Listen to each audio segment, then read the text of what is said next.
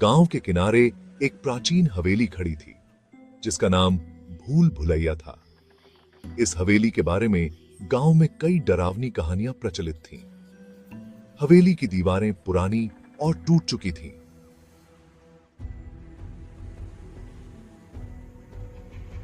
और उसकी खिड़कियां जाले और धूल से ढकी हुई थीं। हवेली के अंदर जाने की किसी की हिम्मत नहीं होती थी, क्योंकि वहां जाने वाले या तो खो जाते थे या फिर मानसिक रूप से बीमार हो जाते थे। हवेली के बारे में कहानियां थीं कि वहां अदृश्य शक्तियां थीं जो लोगों को फंसाकर उनका पीछा करती थीं।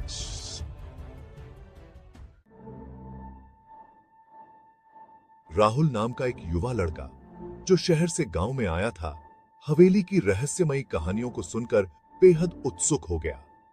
वह पुरानी इमारतों और भूतिया कहानियों में विशेष रुचि रखता था। गांव वालों ने उसे हवेली के बारे में चेतावनी दी, लेकिन राहुल ने इन बातों को महज अफवाह समझा। उसकी जिज्ञासा ने उसे हवेली के अंदर जाने के लिए मजबूर किया। राहुल ने एक दिन हवेली के लिए निकलने का निर्णय लिया। उसने अपनी टॉर्च और कैमरा तैयार किया और हवेली की ओर बढ़ गया। हवेली के पास पहुंचते ही उसे एक अजीब सी ठंडक महसूस हुई। हवेली के दरवाजे पर उसने दस्तक दी और धीरे धीरे दरवाजा खोला। हवेली के अंदर का दृश्य बेहद डरावना था। हर जगह अंधेरा और सन्नाटा था। दीवारें धूल और मकड़ी के जाले से ढकी हुई थीं और फर्श पर टूटी फूटी फर्नीचर और कांच के टुकड़े बिखरे हुए थे। हवेली के अंदर की हवा में एक अजीब सी ठंडक थी जो राहुल को कांपने पर मजबूर कर रही थी। उसने अपनी टॉर्च की रोशनी से चारों ओर देखा और धीरे धीरे एक गलियारे में प्रवेश किया। जैसे ही राहुल ने गलियारे में कदम रखा, उसे महसूस हुआ कि वह अकेला नहीं है। हवेली की दीवारों से अजीब अजीब आवाजें आ रही थीं। कभी किसी के कदमों की आवाज, कभी फुसफुसाहट की आवाज। राहुल ने सोचा कि यह सब उसकी कल्पना है, लेकिन उसकी दिल की धड़कनें तेज हो गईं। वह डरते डरते हवेली के अंदर की ओर बढ़ता गया। राहुल ने एक कमरे में प्रवेश किया जिसमें एक पुराना बिस्तर और टूटी हुई अलमारी रखी थी। कमरे में एक खिड़की थी जिससे धुंधली रोशनी आ रही थी। राहुल ने खिड़की से बाहर देखा और जब मुड़कर देखा तो उसकी आंखें फटी की फटी रह गईं। कमरे में एक धुंधली आकृति खड़ी थी, एक महिला जो सफेद साड़ी में लिपटी हुई थी। उसके बाल बिखरे हुए थे और उसकी आंखें खून की तरह लाल थीं। महिला की नजरें राहुल पर टिकी हुई थीं और उसकी होठों पर एक डरावनी मुस्कान थी। राहुल ने डर के मारे तेजी से कमरे से बाहर निकलने की कोशिश की, लेकिन जैसे ही उसने दरवाजा खोला, वह उसी गलियारे में वापस आ गया।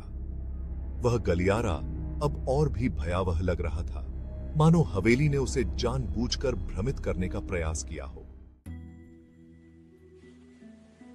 राहुल ने बाहर निकलने का रास्ता खोजने की कोशिश की, लेकिन हवेली के गलियारे एक जाल की तरह उलझे हुए थे। हर दरवाजा, हर मोड़ उसे एक ही जगह पर ले जाता।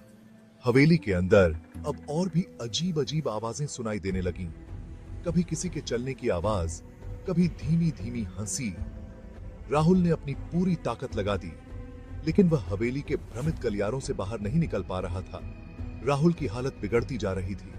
हवेली का अंधेरा और ठंडक उसे मानसिक रूप से परेशान कर रही थी।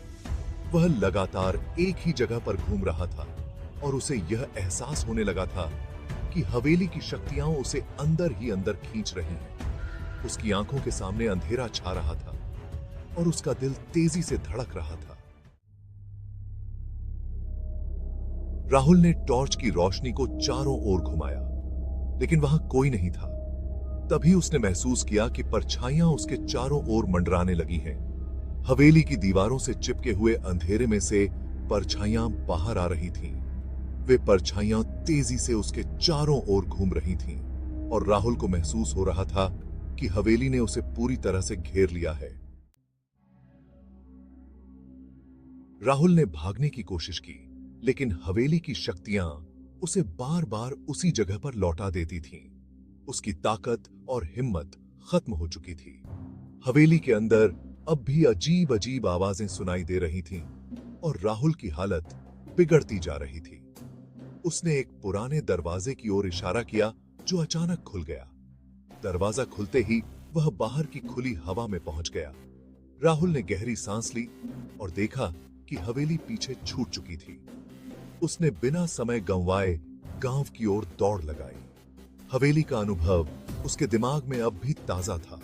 वह पूरी तरह से थका हुआ और डर के मारे कांप रहा था। हवेली से बाहर आकर उसने अपने आप को सुरक्षित महसूस किया, लेकिन हवेली के अंधेरे और भयानक अनुभव उसकी जिंदगी में हमेशा के लिए छाप छोड़ गए। गांव पहुंचकर राहुल ने हवेली के बारे में किसी से बात नहीं की। वह अपनी रहस्यमयी और डरावनी यात्रा के बारे में चुप रहा। धीरे धीरे वह मानसिक रूप से अस्वस्थ होने लगा और उसकी नींदें उड़ गईं। गांव वालों ने देखा कि राहुल अब पहले जैसा नहीं रहा। उसकी आंखों में डर और घबराहट साफ दिखाई दे रही थी। कुछ समय बाद राहुल अचानक गायब हो गया। लोग कहते हैं कि हवेली के अंदर की शक्तियां उसे भी अपने साथ ले गईं। हवेली अब भी वहीं खड़ी है और उसके अंदर की अंधेरी ताकतें और भी प्रबल हो गई हैं।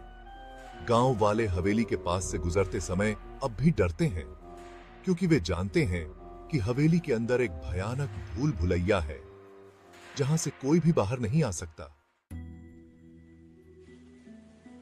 भूल भुलैया हवेली अब गांव की एक भयानक याद बन चुकी है। लोग इसे एक डरावनी जगह मानते हैं और वहां जाने से कतराते हैं। हवेली की दीवारों से अब भी अजीब आवाजें आती रहती हैं और लोग मानते हैं कि हवेली के अंदर कई आत्माएं भटक रही हैं। हवेली के रहस्यों को जानने की कोशिश करने वाले हमेशा ही हवेली की दुष्ट शक्तियों का शिकार बन जाते हैं और हवेली की डरावनी कहानियां अब भी गांव में सुनाई जाती हैं। भूल भुलैया की यह कहानी एक रहस्यमयी और डरावनी यात्रा को दर्शाती है, जिसमें हवेली के अंधेरे रहस्यों और अदृश्य शक्तियों का सामना करने वाला एक युवक अपनी हिम्मत और साहस के बावजूद अंततः उनके शिकार बन जाता है।